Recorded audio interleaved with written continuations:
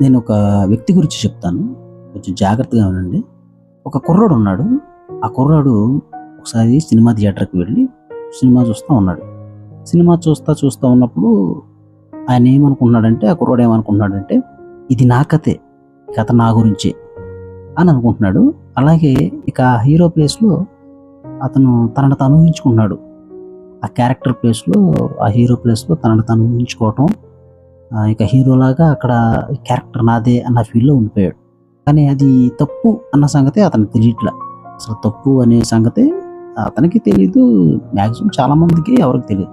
ఎప్పుడైనా మనం చాలా జాగ్రత్తగా అర్థం చేసుకోగలిగితే, ఈరోజు ఆ సినిమాలో నటించేటువంటి హీరో ఎవరైతే ఉన్నారో, ఈ సంవత్సరం ఒక మాస్ క్యారెక్టర్‌లో కనపడతాడు.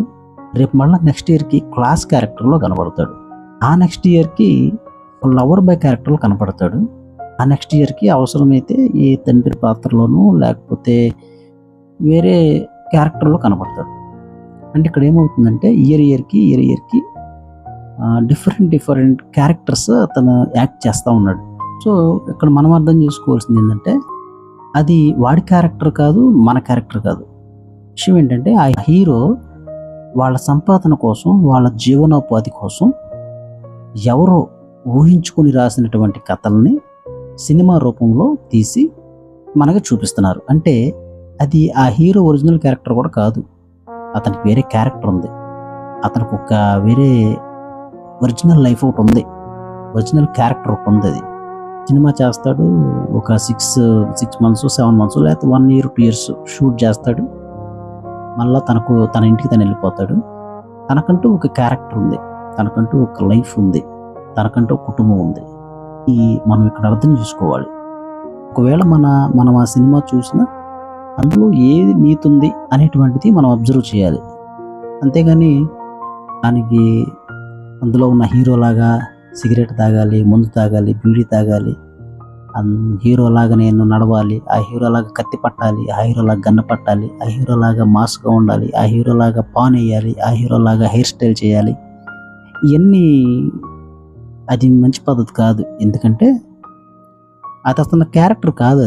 అది ఒక స్టోరీ. అదొక కథనే అతను సినిమా రూపంలో చూపించాడు. అందులో మన లైఫ్ చూడకూడదు. నేనేం చెప్తున్నానంటే, ఆ వ్యక్తి అందులో తన లైఫ్ చూస్తున్నాడు. బట్ అది మన లైఫ్ కాదు. నీకంటూ ఒక క్యారెక్టర్ ఉంది. నీకంటూ ఒక లైఫ్ ఉంది. నీకు ఒక కుటుంబం ఉంది. నీ జీవితాన్ని నువ్వు చాలా జాగ్రత్తగా అర్థం చేసుకోవాల్సినటువంటి సమయం ఇది.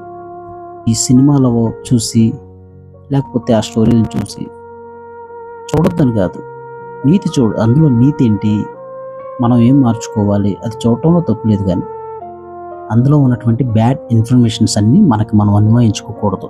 క్యారెక్టర్లో నుండి మనం బయటికి రావాలి. సినిమా చూసి మనం బయటకు వచ్చేసామంటే మనం ఆ క్యారెక్టర్లో నుంచి బయటకు వచ్చేసేయాలి.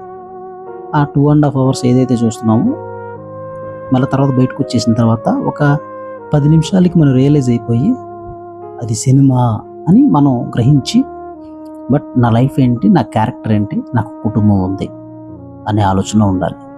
ఎప్పుడైతే ఆ క్యారెక్టర్ నుంచి బయటకు వచ్చి నీ కుటుంబం గురించి నువ్వు ఆలోచించుకోగలుగుతావో, నీ జీవితానికి నువ్వే హీరో. ఒక బాధ్యత కలిగినటువంటి వాడిగా జీవిస్తాం. భవిష్యత్తులో ఉన్నతమైన స్థితి మనకు కావాలంటే వేరే క్యారెక్టర్స్ని మన జీవితాలకి అన్వయించుకోకూడదు. మన క్యారెక్టర్ ఏంటనేది, మన భవిష్యత్ ఏంటనేది మనల్ని మనం ఒకసారి ఆలోచించుకోవడానికి ప్రయత్నించేయాలి.